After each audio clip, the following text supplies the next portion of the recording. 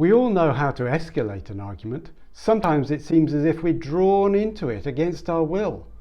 We seem to get a perverse satisfaction, a kind of pleasure from it, as if we're scratching an itch, even though we know it's going to hurt more later on. So how do we de-escalate arguments even before they become arguments?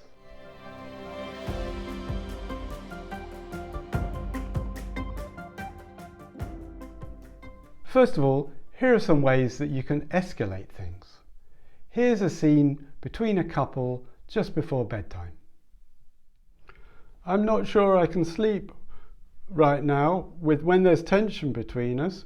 Could we talk about it before we go to bed? No, I can't. I'm just too tired right now. You should have brought it up earlier. Can you feel that? Escalation. You don't care about me or about us.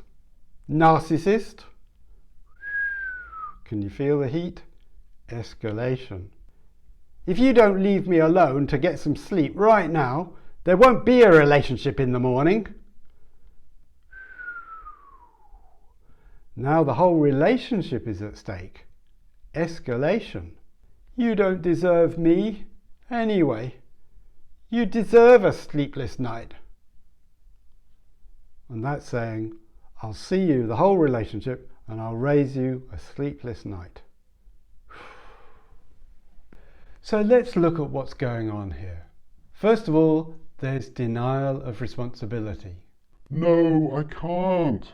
I'm just too tired right now. You should have brought it up earlier.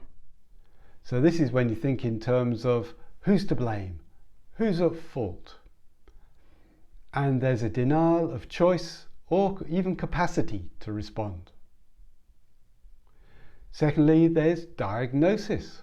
You don't care about me or about us. Narcissist. This involves labelling, criticising, put-downs, insults and shaming. Thirdly, there's demand.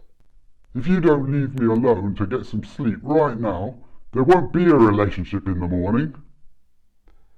This involves the threat of blame or punishment if you don't do what the other person wants. And fourthly, there's deserve. You don't deserve me anyway. You deserve a sleepless night. And this involves judging who's good, who's bad, and therefore who deserves reward or punishment. So there you have it, the 4 Ds of escalation. You could say the 4 horsemen of the apocalypse. Denial of responsibility, diagnosis, demand, and deserve.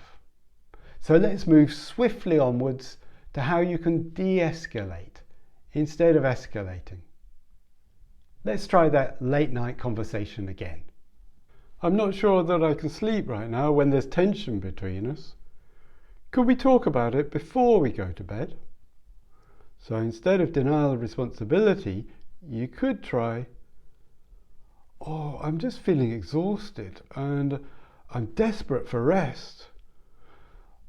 I wonder, instead of talking about it, could we hold hands while we fall asleep and talk about it in the morning? I'll take responsibility for bringing the conversation back again. How does that sound? All right. Instead of diagnosing the other person, such as you don't care about me or us, you're a narcissist, you could try empathy. Have you run out of energy to listen? Do you need peace and quiet and rest to recover? Yes.